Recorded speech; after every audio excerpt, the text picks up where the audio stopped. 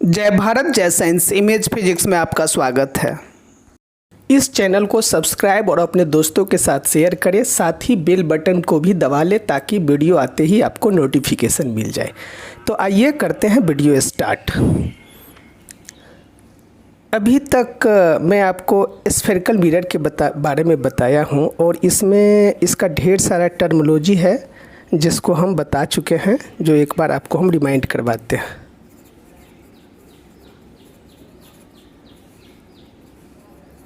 Spherical mirror,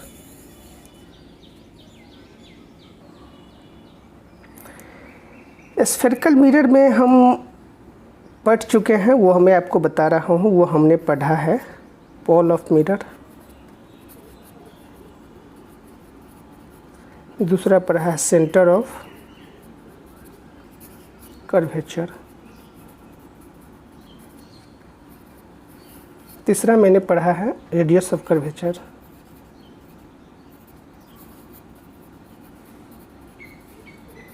इसमें एक और बहुत ही वाइटल चीज़ होता है जिसका नाम होता है focus, focus of the mirror. क्या आप जानते हैं कि फोकस क्या है? हमको पता है कि आप में से बहुत आदमी फोकस के बारे में जानते हैं। तो आइए, एक एक्टिविटी है, उसके द्वारा हम फोकस ऑफ द मिरर क्या होता है उसको हम समझने का कोशिश करते हैं। देखिए, ये एक्टिविटी है 10.2, पेज नंबर है 162। इस एक्टिविटी पे फोकस करिए। इसी एक्टिविटी के द्वारा हम किसी मिरर का फोकस निकालेंगे, और कैसे निकालेंगे वो इसमें दिया हुआ है। इसमें दिया हुआ है जो आप दो चीज़ ले ले। एक है जो कॉनकेव मिरर ले लें, दूसरा है जो पेपर शीट ले लें, पेपर शीट। अब इस एक्टिविटी में कहता है concave mirror in your hand and direct it reflected surface toward the sun. Concave mirror का जो रिफ्लेक्टिंग सरफेस है वो सन की तरफ कर ले, और direct the light reflected by the mirror on A paper sheet. Mirror के द्वारा जो लाइट रिफ्लेक्ट होता है उसको पेपर शीट की तरफ करें, और पेपर को इस प्रकार से एडजस्ट करें ताकि आपको एक bright sharp spot of light मिले। जब bright sharp spot of light मिल जाए तब पेपर को रोक ले और कुछ देर तक मिरर को उस पोजीशन में होल्ड करें। आप क्या देखेंगे? आप देखेंगे जो कुछ देर में वो जलने लगता है, उसमें आग पकड़ लेता है। तो इसके पीछे कारण क्या है? इसके पीछे the light from the sun is convergent at a point as a sharp bright spot by the mirror. Mirror के द्वारा सन के लाइट को कन्वर्जेंट किया जाता है और एक ही पॉइंट पर डायरेक्ट किया जाता है, और वो पॉइंट बहुत ही शार्प ब्राइट और स्पॉट होता है। वही स्पॉट जो होता है वो इमेज ऑफ सन होता है जो पेपर शीट पे बनता है, और इसी पॉइंट को हम कहते हैं focus of the concave mirror, और वो कॉनकेव मिरर का फोकस होता है। और वो कॉनकेव मिरर का फोकस होता है, और concentration of sunlight ignites the paper. Concentration of sunlight का जो कंसंट्रेशन है उसकी वजह से पेपर जलने लगता है, और distance of this image from the position of mirror gives the approximate value of the focal length of the mirror. और ये जो शार्प पॉइंट होता है, शार्प ब्राइट पॉइंट होता है, वही पॉइंट उस मिरर का फोकल लेंथ होता है। तो आइए इसको हम फिगर के द्वारा समझते हैं। देखिए, यहाँ पे दो फिगर है, फिगर ए है, फिगर बी है। इस दोनों फिगर की हेल्प से इसको हम समझते हैं। तो हम पहले ये फिगर आपको बना के दिखाते हैं। एक कॉनकेव मिरर बनाते हैं।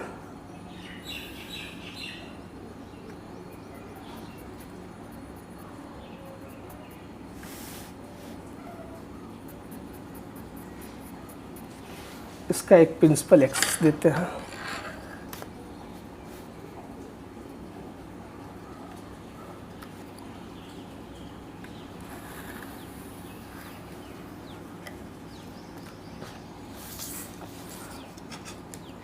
इसका ये पोल है,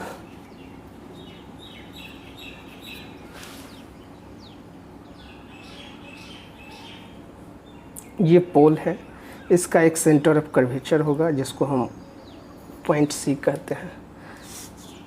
अब सन जो होता है ना वो एट इन्फिनिटी होता है, सन एट इन्फिनिटी, इन्फिनिटी से principal, this is the principal axis, principal axis के पैरेलल लाइट आती है और ये जो कन्वेक्स मिरर है, सॉरी कनकेव मिरर, इस पे इंसिडेंट होती है।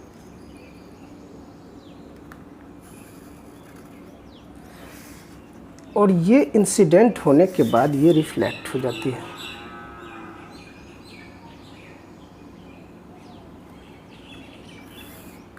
ठीक है, ये रिफ्लेक्ट हो गई, फिर वो इंसिडेंट हुई, प्रिंसिपल एक्सिस के पैरेलल आई और फिर वो रिफ्लेक्ट होके चली गई। फिर नीचे से भी सेम चीज़ दोहराते हैं।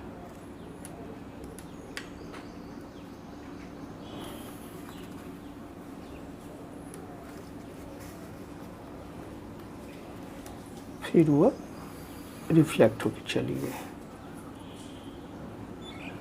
फिर वो इंसिडेंट हुई और रिफ्लेक्ट होकर चली गई।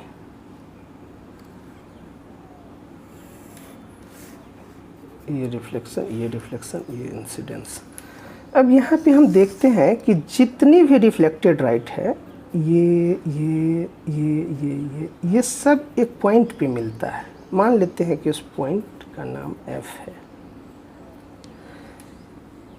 और इसी पॉइंट को काटते हुए पास करता है, that is convergent at this point and so this point is called focus,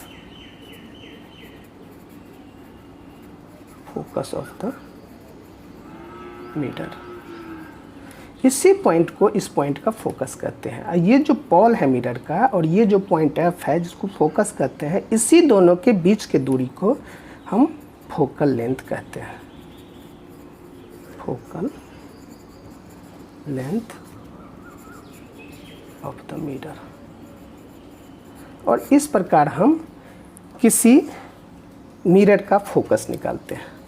और प्रैक्टिकल मेथड यही है जो सनलाइट और कनकेव मिरर के हेल्प से एक पेपर को जलाते हैं। जब पेपर जिस पॉइंट पे जलने लगता है वही उसका एक फोकल लेंथ होता है। तो फोकल लेंथ है जो यहाँ पे है, देख सकते हैं आप, इसमें से भी लिख सकते हैं the distance of this image from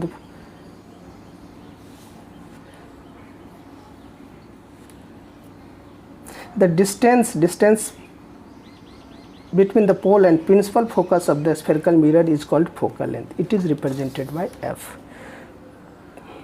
The distance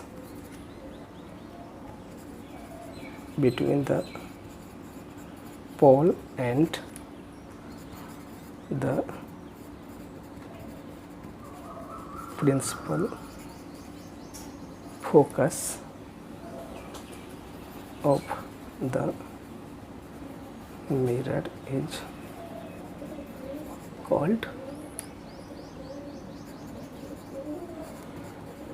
called focal length.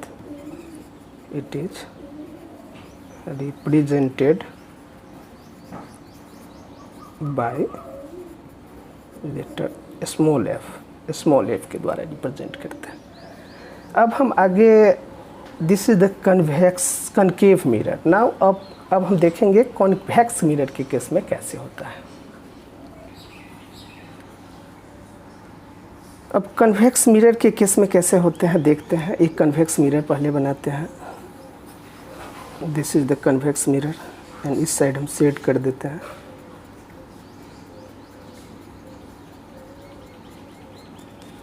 ठीक है, इसका एक प्रिंसिपल एक्सिस बनाते हैं and this is the principal axis. ठीक है, इसका एक पोल हो गया इसका सेंटर ऑफ कर्वेचर होगा जो इस साइड होगा। ये एट इन्फिनिटी सन है, ये एट इन्फिनिटी पे है। यहाँ से प्रिंसिपल एक्सिस के पैरेलल लाइट आ रहा है, इस पे इंसिडेंस हुआ और ये रिफ्लेक्ट हो गया।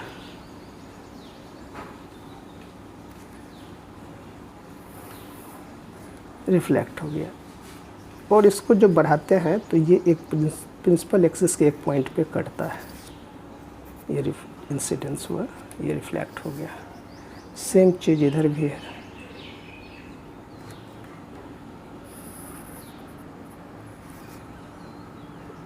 ये ऐसे आया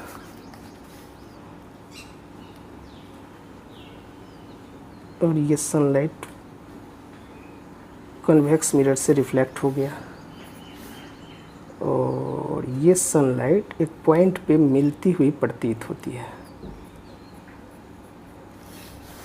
सेम चीज़ दूसरे केस में भी हम कर सकते हैं।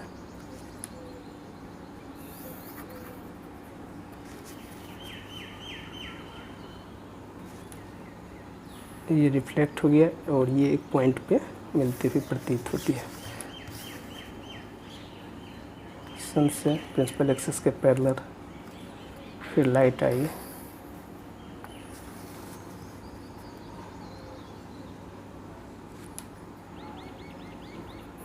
ये रिफ्लेक्ट हो गई और ये जो है सो एक पॉइंट पे अपीयर्ड होती है। इस पॉइंट को हम F कहते हैं।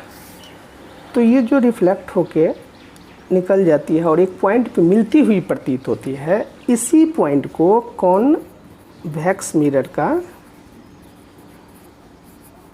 फोकस कहते हैं। F equal to focus of the mirror.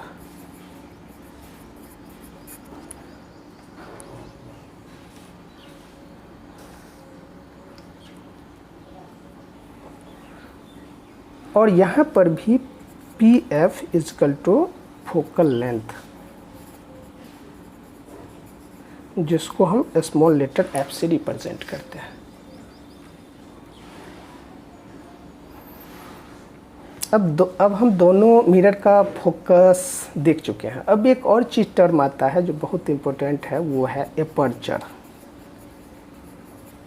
Aperture of the mirror. तो इस बुक में बताया गया है, आप यहाँ पे देख सकते हैं, जो the diameter of the reflecting surface of A spherical mirror is called aperture. Aperture कहता है, जो हम जानते हैं कि मिरर जो होता है वो एक स्फीयर का पार्ट होता है और उस स्फीयर का एक डायमीटर होता है। तो जो स्फीयर का डायमीटर होता है वही उस दर्पण का एपर्चर होता है। यहाँ पे यही बताया गया है। यहाँ पे देखिए, मैं एक फिगर की हेल्प से समझाने का कोशिश करता हूँ आप लोगों को। यहाँ पे एक हम स्फीयर बनाते हैं। This is not circle, it is sphere. आप कंसंट्रेट करिए, जो ये सर्किल नहीं है ये स्फीयर है। और इस स्फीयर को जब हम दो भाग में बांटते हैं और एक भाग को क्ले कर देते हैं,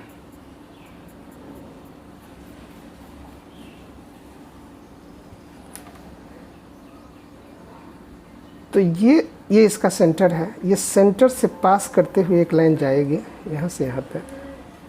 ये क्या होगा, इसका डायामीटर होगा, डायामीटर ऑफ द स्फीयर। और इस बुक में यही कहता है कि यही है एपर्चर। अगर ये M और N, अगर ये मिरर है, ये कनकेव मिरर है MN, तो इस स्फीयर का डाया जो है वो एपर्चर ऑफ द मिरर होता है। लेकिन यहाँ पे एक और बात कहा गया है, जो we shall consider our discussion only such spherical mirror whose aperture is much smaller than its radius of curvature. लेकिन हम लोग उसी मिरर पे, ये मिरर बड़ा है, एमएन जो मिरर है ये बहुत बड़ा है, एक्चुअल केस में छोटा छोटा मिरर लिया जाता है। वही चीज़ यहाँ पे कहा गया है कि अगर मान लीजिए कि मिरर एम और एन यहाँ से काट दिया तो ये एक छोटी मिरर हो गई। तो इसी छोटी छोटी मिरर पे हम लोग कंसंट्रेट करेंगे। हमारा जो स्टडी का पॉइंट होगा ये छोटा मिरर पे होगा, इतनी बड़ी मिरर पे नहीं होगा। तो उस केस में इसका एपर्चर ये हो जाएगा, ये पॉइंट, ये जो डिस्टेंस है एम एन, ये जो डिस्टेंस है वही इसका एपर्चर हो जाएगा। और हम लोग छोटी मिरर पे ही कंसंट्रेट करेंगे, कंसीडर करेंगे, बड़ी मिरर पे नहीं जाएंगे। हम लोग का जो मिरर होगा वो इतनी छोटी होगा, ये मिरर इतनी छोटी होगा जिसका एपर्चर, ये जो मेरा मिरर है इसका एक रेडियस ऑफ कर्वेचर होगा आर, इससे बहुत छोटी होगा। ये जो मेरा मिरर है इसका जो एपर्चर है, ये डिस्टेंस वो इस रेडियस ऑफ कर्वेचर से छोटा होगा और उसी टाइप के मिरर पे हम लोग कंसीडर करेंगे। एक और चीज़ है यहाँ पे, relation between the radius of curvature and the focal length.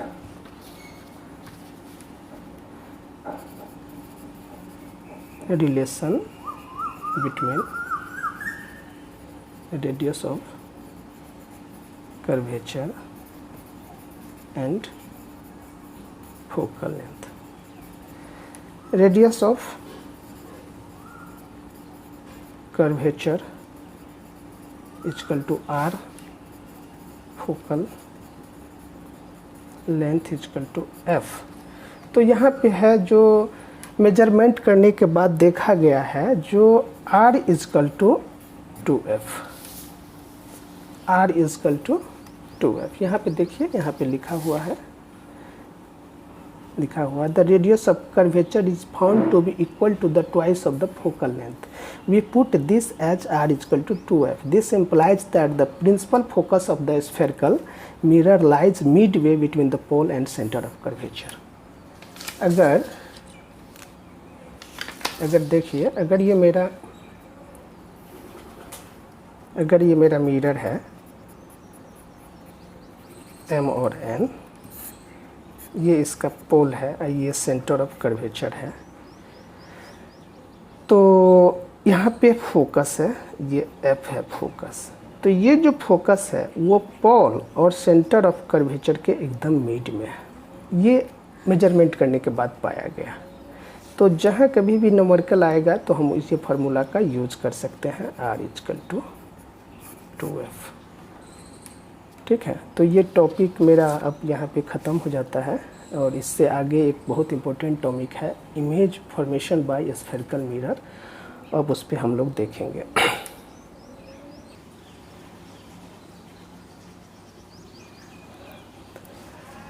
आइए आगे बढ़ते हैं और देखते हैं image formation by spherical mirror कैसा बनता है स्फेरिकल मिरर के द्वारा इमेज। और इसके जस्ट नीचे एक एक्टिविटी है 10.3 जो पेज नंबर है 163। आप लोग देखिए और निकालिए टॉपिक, पेज नंबर 163 और एक्टिविटी 10.3। अब इस एक्टिविटी पे हम लोग फोकस करेंगे और इस एक्टिविटी का मेन मकसद है, ये एक्टिविटी करके आपको दिखाएगा जो किस चीज़ का कैसा इमेज बनता है, किस पोजीशन पे, अगर किसी पोजीशन चेंज करने से किसी वस्तु के इमेज में क्या परिवर्तन होता है, वही इस एक्टिविटी में दिखाया गया है। तो किसी वस्तु का कॉन्केव मिरर द्वारा कैसा इमेज बनता है, अगर वस्तु को डिफरेंट पोजीशन पे रखते हैं तो उसके इमेज में क्या बदलाव होता है और उसके इमेज का नेचर क्या होता है, क्या वह बड़ा होता है, छोटा बनता है, रियल बनता है, इन्वर्टेड बनता है। इसी चीज़ों को इस टॉपिक में हम देखेंगे। तो एक्टिविटी करिए, आइए देखते हैं इस एक्टिविटी में क्या है। इस एक्टिविटी में क्या है जो बोलता है, जो एक कॉन्केव मिरर ले लीजिए, हम आपको एक फिगर बना के दिखा रहे हैं, समझाने की कोशिश कर रहे हैं। आप लोग देखिएगा कि एक कॉन्केव मिरर बनाते हैं।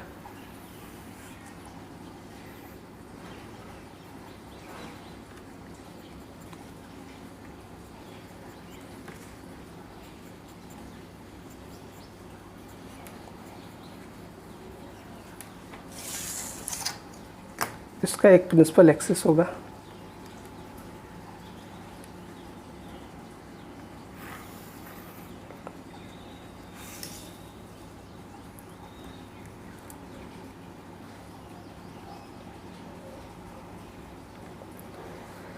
अभी तक हम मिरर और उसका जो टर्मिनोलॉजी है वो चीज़ हम देख चुके हैं।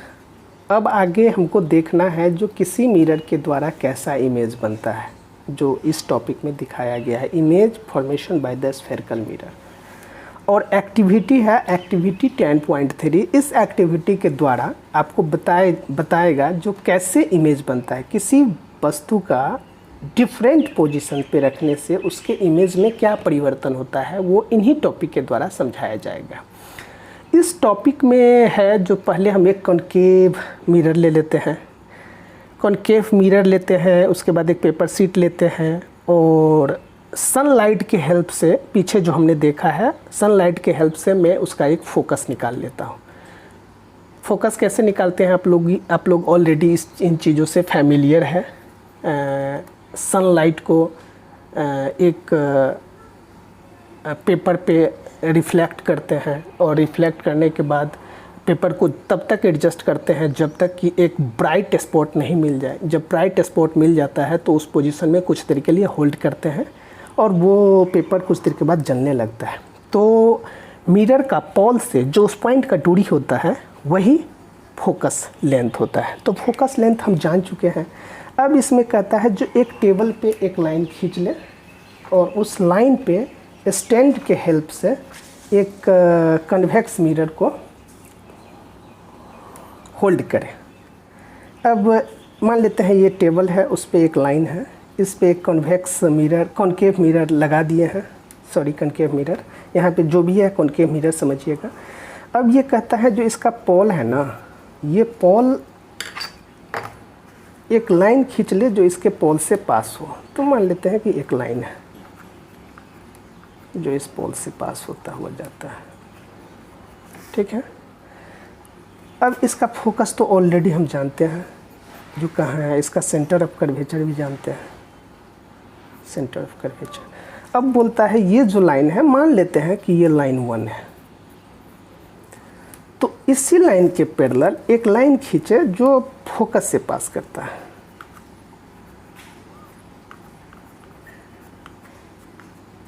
मान ले जो ये लाइन 2 है और इसी लाइन के पैरेलल एक थर्ड लाइन खींच ले जो सेंटर ऑफ कर्वेचर से पास करता है।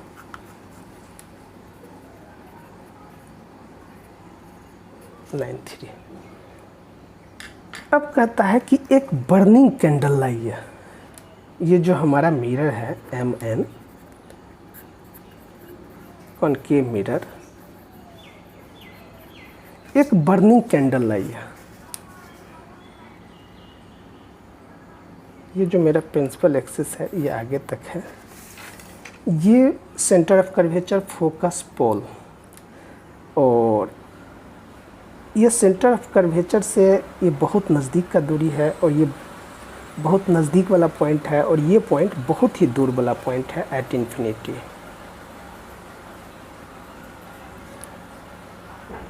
तो यहाँ पे कहता है जो एक कैंडल लाइए और उस कैंडल को आप सबसे पहले यहाँ पे देख लेते हैं। सबसे पहले कहता है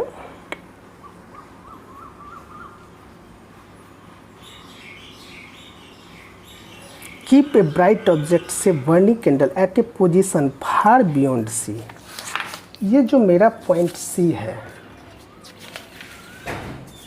ये जो मेरा पॉइंट सी है उससे बहुत दूर रखें। एक बर्निंग कैंडल बना लेते हैं।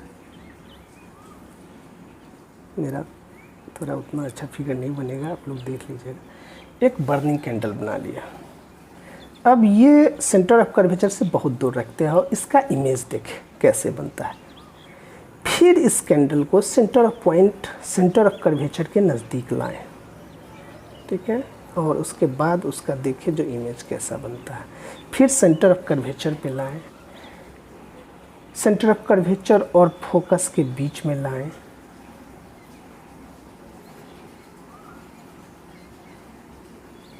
फोकस पे लाएं और पोल और फोकस के बीच में लाएं, और इन सब पोजीशनों पे बर्निंग कैंडल को रख करके आप लोग देखिए जो इसका इमेज कैसे बनता है। देखिए इसमें यही बात कहा गया है, repeat the activity by placing the candle just beyond C, at C, between F और C, at F, between P और F. In one of the cases, you may not get the image on the screen. Identify the position of the edges such that then look forward virtual image in the mirror. Note down and tabulate your observation. और आप जो देखते हैं, जो observe करते हैं, उस observation को एक टेबल में बनाएं। तो आप